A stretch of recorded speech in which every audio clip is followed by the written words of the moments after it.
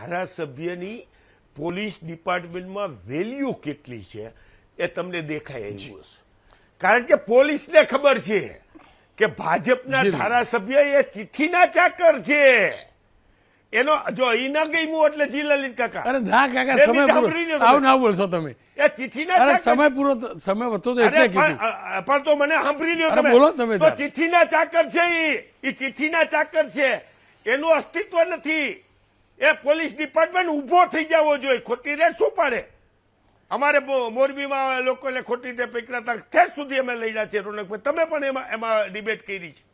મારે આપને એટલું જ કહેવાનું છે, હર્ષભાઈને કહેવાનું છે, દાદાને કહો છો તો દાદાને પણ કહેવાનું છે કે જે પોલીસ ડિપાર્ટમેન્ટ શ્રાવણીયા જુગારમાં ખોટી રીતે આવક ગોતવા માટે થઈને રેડું પાડે છે, પૈસાના તોડ કરવા માટે રેડું પાડે છે, એ રેડું બંધ કરી ક્લબમાં રેડું પાડો, જુગારના બદલે દારૂ પકડો, ગુંડાઓ માફિયાઓને પકડો. આટલી મારી તમારા મારફતે વિનંતી છે.